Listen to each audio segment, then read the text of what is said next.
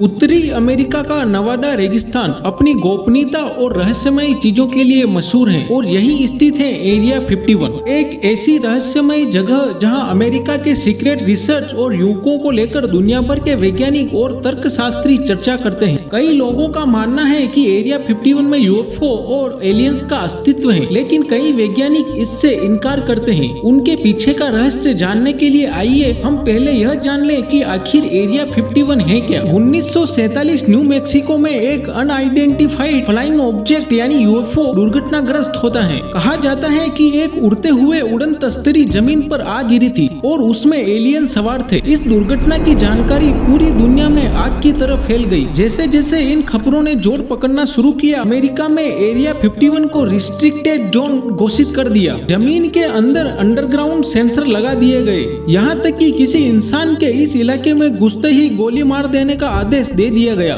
इसीलिए अंदर की गतिविधियों का आज तक न तो किसी की भनक लगी और न तो किसी का राज खुल सका। हालांकि बीच बीच में कई लोगों ने यह दावा किया कि वह एरिया 51 में काम कर चुके हैं और उनका वह भी दावा था कि एलियंस और उनके क्रैश यूएफओ पर वहां रिसर्च की जा रही है। ऐसा दावा करने वालों में कई लोगों का नाम आता है। कुछ लोगों ने तो एरिया 51 में काम तक किया है। उन्होंने अपने काम के बारे में भी बताया था। उन्होंने कहा था कि वहाँ एलियन का वजूद है। एलियन इंसानों के साथ मिलकर रिसर्च पर काम करते हैं और उनमें से कुछ की उम्र तो 200 साल से भी ज्यादा है। उन्होंने एलियन और उनके सीक्रेट क्राफ्ट तस्वीर भी साझा की थी। उनके मुताबिक एलियन कुटोनिया नामक ग्रह से आए हैं जो पृथ्वी से 40 लाइट ईयर दूर है।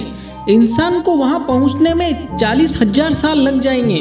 उन्होंने बताया कि एलियन इस दूरी को अपने यान से सिर्फ 45 मिनट में पूरी कर लेते हैं। एलियन बात करने के लिए टेलीपैथी का इस्तेमाल करते हैं। वे आपके मन की बात भी पढ़ लेते हैं। यदि आपके मन में कुछ सवाल है, उसका जवाब आप खुद अपने ही शब्दों में देता हुआ पाएंगे।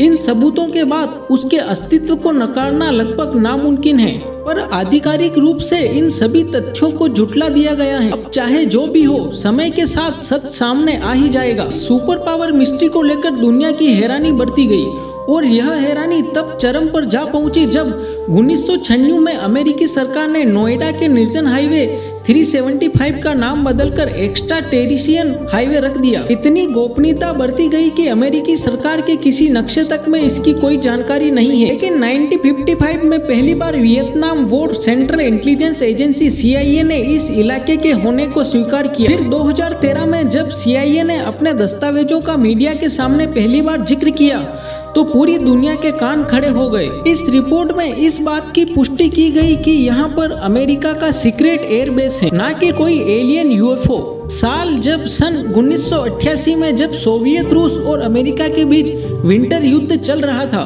तब रूसी सैटेलाइट ने पहली बार एरिया 51 की तस्वीरें जारी की थी और यह तब पहली बार दुनिया के सामने एरिया 51 के अंदर की तस्वीरों से पता चला कि एरिया 51 में 8 रनवे हैं और वहाँ अमेरिका का सबसे सुरक्षित एयरबेस है। कुछ यूएफओ रिसर्च का मानना है कि अमेरिका एरिया 51 में वर्ल्ड के सबसे खतरनाक और एडवांस न्यूक्लियर वेपन को विकसित कर रहा है और कई बार जब इनकी टेस्टिंग की जाती है तो लोग इसके अजीब से दिखने वाले डिजाइन और पैटर्न को यूएफओ समझ लेते हैं। अमेरिका के सबसे एडवांस जेट एयरक्राफ्ट एरिया 51 में बनाए गए थे जो रेडार और सैटेलाइट को भी चकमा दे सकते हैं, जैसे ब्लैक हॉक हेलीकॉप्टर। साल 2011 में अमेरिका ने ओसामा बिन लादेन को पकड़ने के लिए अपने सील कमांडो को पाकिस्तान के एबटाबाद में ब्लैक हॉक हेलीकॉप्टर के साथ भेजा था।